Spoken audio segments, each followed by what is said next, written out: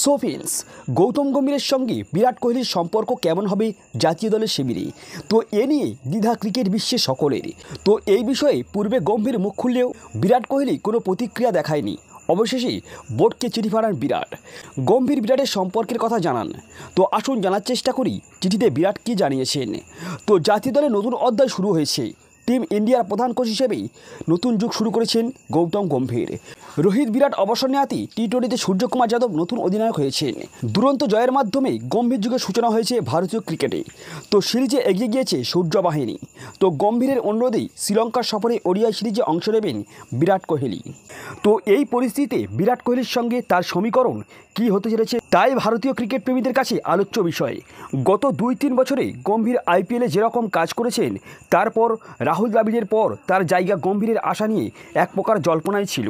তো এদিকে শ্রীলঙ্কার বিরুদ্ধে একদিনের সিরিজে বিরাট কোহলি যোগ দিচ্ছেন। তো এই প্রথমবার একই দলে তিনি গম্ভীরের সঙ্গে কাজ করবেন। কিন্তু বিরাটের সাথে গম্ভীরের সম্পর্ক এবং দুই তারকার মধ্যে বিবাদের ঘটনা আজও ক্রিকেট প্রেমীদের কাছে চর্চার বিষয়। তো এখনও প্রশ্ন হলো, কোচ গম্ভীরের তত্ত্বাবধানে খেলতে হবে বিরাটকে, তখন তাদের মধ্যে পুরানো বিবাদ ফের মাথাছড়া দেবে না তো? তো এই জল্পনা যখন চলছে ক্রিকেট প্রেমীদের মধ্যে, তো ঠিক তখনই একটা খবর সূত্র মারফত সংবাদ মাধ্যমের কাছে এসেছে। জানা গিয়েছে বিরাট নাকি বিসিসিআই কর্তাদের সঙ্গে এই বিষয়ে বিস্তর আলোচনা করেছেন এবং তিনি জানিয়েছেন গম্ভীরের সাথে তার কোনো ব্যক্তিগত শত্রুতা নেই। তো দলে থাকা এবং একসঙ্গে কাজ করা নিয়ে চারিদিক থেকে কোনো সমস্যা হবে না। তো আসল ব্যাপারটা ঠিক কী?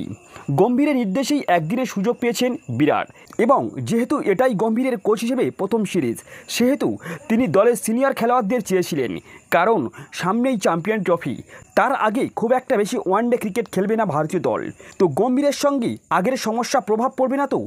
তাই নিয়ে বোর্ডকে চিঠি পাঠান বিরাট কোহলি। আর দলের সুযোগ পেয়েই বিভিন্ন সংবাদ মাধ্যমে দাবি অনুযায়ী বিরাট বোর্ডকে একটি চিঠি লেখেন।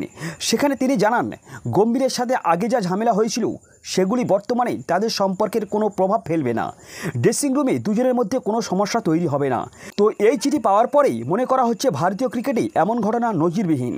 যদিও বোর্ডের তরফ থেকে বিরাটের এই চিঠির প্রাপ্তির কথা স্বীকার করা হয়নি। সো বন্ধুরা, বিরাট কোহলি যদি এমন ধরনের চিঠি পাঠায় তাহলে আমরা সকলেই আশা করে থাকব বিরাটের সঙ্গে গম্ভীরের কোনো রকমের মনোমালিন্য নেই।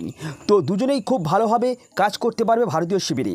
সো ফ্রেন্ডস, আমরা একজন ভারতীয় দলের সমর্থক হয়েই আশা করব যাতে আগামী দিনে গম্ভীর ও বিরাট কোহলি সামঞ্জস্য বজায় রেখে দুর্ধর্ষভাবে এগিয়ে নিয়ে যায় ভারতীয় দলকেই। সো এই ছিল আজকের ভিডিওটি ভালো লাগলে অবশ্যই লাইক, কমেন্ট এবং চ্যানেলে প্রথমবার থাকলে সাবস্ক্রাইব করে যাবেন। So good bye.